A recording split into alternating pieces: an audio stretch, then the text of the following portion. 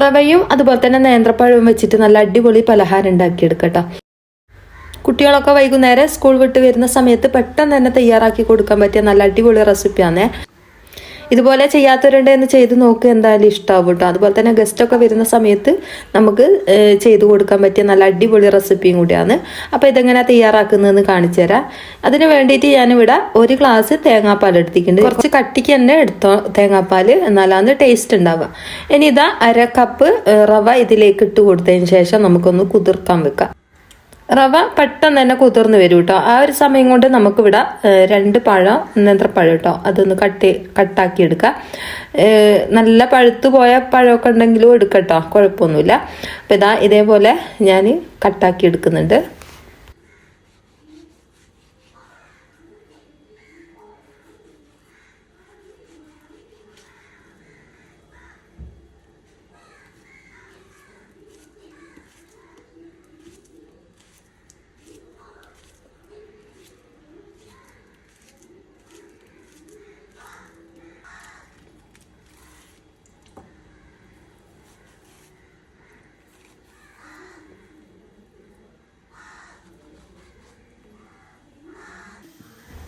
ഒരു പാനിലേക്ക് കുറച്ച് നല്ല നെയ്യ് ചേർത്ത് കൊടുക്കാം.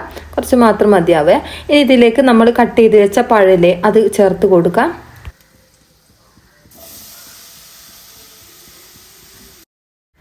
അപ്പോൾ ഈ ഒരു നെയ്യിൻ്റെ അകത്ത് അതൊന്ന് വാട്ടിയെടുക്കുക. അത്യാവശ്യം ഒന്ന് കളറൊന്ന് മാറി വന്നോട്ടെ.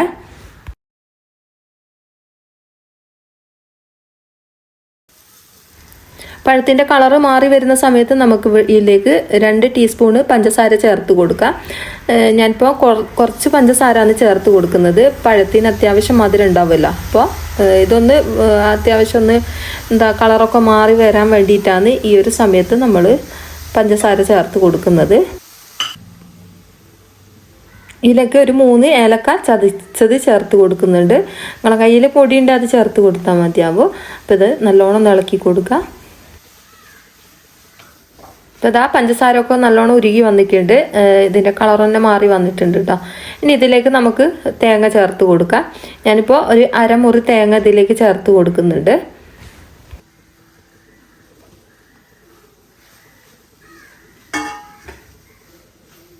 എന്നിട്ട് ഇത് നല്ലോണം ഒന്ന് മിക്സ് ആക്കി കൊടുക്കാം. ഈ തേങ്ങൻ്റെ കളറൊന്ന് ചെറിയ തോതിലൊന്ന് മാറി വരുന്നത് വരെ ഒന്ന് ഇളക്കി കൊടുക്കാം കേട്ടോ. നല്ലോണം മിക്സ് ആക്കി കൊടുക്കാം. ഇത് അത്യാവശ്യമായിട്ടുണ്ട്. ഇതൊന്ന് ഫ്ലെയിം ഓഫ് ആക്കട്ടോ.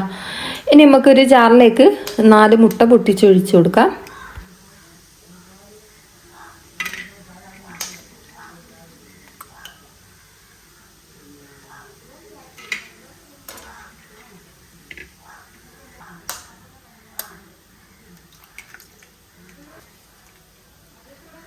ഒരു 2 ടേബിൾ സ്പൂണ് പഞ്ചസാര ഇതിലേക്ക് ചേർത്ത് കൊടുക്കുന്നുണ്ട്. നിങ്ങൾക്ക് മധുരം കൂടുതൽ വേണമെങ്കിൽ മധുരം കൂടുതൽ ചേർത്ത് കൊടുക്കുക. ഇത് ഞാൻ മധുരം കുറവാണ് ഇട്ട് കൊടുത്തത്. കാരണം പഴത്തിലൊക്കെ നമ്മൾ പഞ്ചസാര ഇട്ടിക്കല്ലോ, അപ്പോൾ അത്രയും മതിയാവും. ഇനി ഇതാ നമ്മൾ ഇതേപോലെ കട്ട് ചെയ്ത ക്യാരറ്റ്, ഇതിപ്പോൾ 2 ക്യാരറ്റ് ഉണ്ട് കേട്ടോ. അധികം വലുപ്പമുള്ള ക്യാരറ്റല്ല, കുറച്ച് ചെറുതാണ്. അപ്പോൾ ഇതേപോലെ ഒന്ന് കട്ടാക്കിയിട്ട് നല്ലോണം ഒന്ന് അടിച്ചെടുക്കുക. നല്ല പേസ്റ്റ് പോലെ അരച്ചെടുക്കുക. പിന്നെ ഇവിടെ ചെറിയ കഷ്ണങ്ങളുണ്ടാവും കേട്ടോ, കുഴപ്പമൊന്നുമില്ല. ഇതേപോലെയാണ് നമുക്ക് കിട്ടേണ്ടത്. ഇത്രയും മതിയാവും കേട്ടോ. അപ്പം നമ്മൾ നേരത്തെ കുതിരാൻ വെച്ച റവൻ്റെ കൂട്ടിലേക്ക് നമ്മളിത് ഒഴിച്ചു കൊടുക്കാം. എന്നിട്ട് ഞാനിതൊന്ന് നല്ലോണം ഒന്ന് മിക്സ് ആക്കി കൊടുക്കുന്നുണ്ട്. ഇനി നമുക്ക് ഇതേപോലത്തെ ഒരു പാൻ എടുക്കാം. അതിൻ്റെ അടിഭാഗത്തായിട്ട് കുറച്ച് വെളിച്ചെണ്ണ ചേർത്ത് കൊടുക്കുന്നുണ്ട്. നിങ്ങൾക്ക് വേണമെങ്കിൽ നെയ്യ് ചേർത്ത് കൊടുത്താൽ മതിയാവും കേട്ടോ.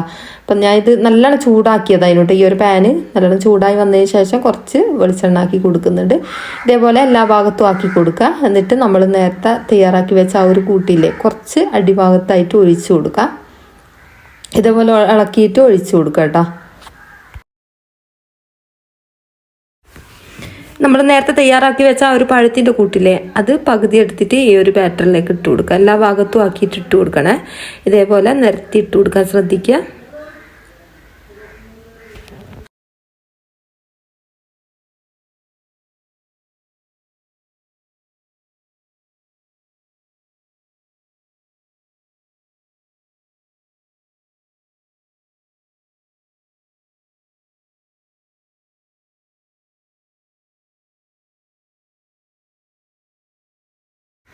ബാക്കിയും കൂടിയും കൂട്ട് ഇതിലേക്ക് ഒഴിച്ചു കൊടുക്കുന്നുണ്ട്. നല്ലോണം ഇളക്കിയിട്ട് തന്നെ ഒഴിച്ചു കൊടുക്കാൻ ശ്രദ്ധിക്കുക കേട്ടോ, അല്ലാണ്ട് റവ അടിയിൽ പോയി നിൽക്കും. എന്നിട്ട് ഇതേപോലെ ഒന്ന് മുഴുവനായിട്ട് ഒഴിച്ചു കൊടുത്തതിന് ശേഷം ഒന്ന് ചെറുങ്ങനെ ഒന്ന് മിക്സ് ആക്കി കൊടുത്താൽ മതിയാവുക. അപ്പോൾ ആ ഒരു പഴം എല്ലാ ഭാഗത്തും ആവും കേട്ടോ. അപ്പോൾ ഇതാ ഒന്നും കൂടി ബാക്കിയുള്ളതും കൂടി ഇതേപോലെ ഇട്ട് കൊടുക്കുന്നുണ്ട്, എല്ലാ ഭാഗത്തും ആക്കി കൊടുക്കുന്നുണ്ട്. അപ്പോൾ സിമ്പിളായിട്ട് ചെയ്ത് കൊടുക്കാൻ പറ്റിയ നല്ല അടിപൊളി പോളൻ്റെ റെസിപ്പിയാണ് ഇട്ടത്. ചെയ്യാത്തവരുണ്ട് ചെയ്ത് നോക്കും. ഒരു പ്രാവശ്യമെങ്കിൽ ഇതേപോലെ ചെയ്തിട്ടുണ്ടെങ്കിൽ എന്തായാലും നിങ്ങൾക്ക് ഇഷ്ടമാവും കേട്ടോ. ഇതേപോലെ തന്നെ ആണ് പിന്നെ നിങ്ങൾ പഴവും ക്യാരറ്റും കിട്ടിയാൽ ചെയ്തെടുക്കുക കേട്ടോ. അപ്പോൾ ഇതാ മുഴുവനായിട്ട് ഞാൻ ഇതേപോലെ ആക്കിയെടുത്തിട്ടുണ്ട്. ഇനി ഇത് നമുക്ക് അടുപ്പിലേക്ക് വെച്ച് കൊടുക്കാം.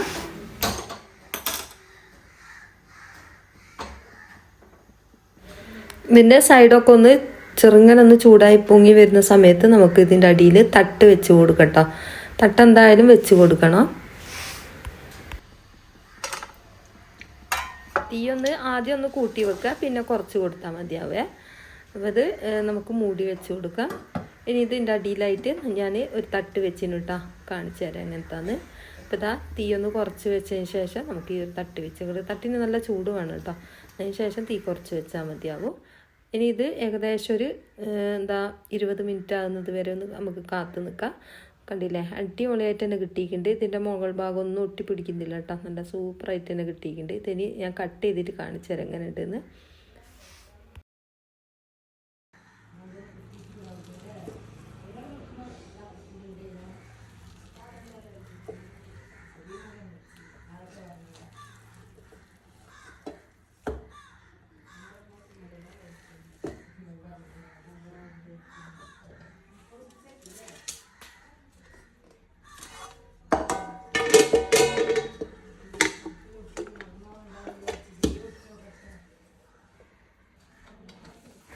അപ്പോൾ ഇതാ നമ്മളെ പോള ഇവിടെ അടിപൊളിയായിട്ട് തന്നെ കിട്ടിയിട്ടുണ്ട്. ഇനി ഇത് കട്ട് ചെയ്തിട്ട് കാണിച്ചു തരാം കേട്ടോ എങ്ങനെ ഉണ്ടെന്ന്. ഇത് കണ്ടില്ലേ, അടിപൊളിയായിട്ട് തന്നെ നമുക്ക് പോള കിട്ടിയിട്ടുണ്ട് കേട്ടോ. അപ്പോൾ ഒരു പ്രാവശ്യമെങ്കിലും ഇതേപോലെ ചെയ്യാത്തവരുണ്ട് ചെയ്ത് നോക്ക്. എന്നിട്ട് നിങ്ങളെ അഭിപ്രായങ്ങൾ എഴുതി അറിയിക്കാൻ മറന്നു പോകരുത് കേട്ടോ. അപ്പോൾ ഇത്രയേ ഉള്ളൂ ഇന്നത്തെ വീഡിയോ ഇഷ്ടമായിട്ടുണ്ടെങ്കിൽ ലൈക്ക് ചെയ്യാനും അതുപോലെ തന്നെ ഷെയർ ചെയ്ത് കൊടുക്കാനൊന്നും മറന്നു പോകരുത്. അപ്പോൾ അടുത്ത ഇതേപോലത്തെ പുതിയ വീഡിയോയിൽ കാണാം. അസ്സലാമു അലൈക്കും.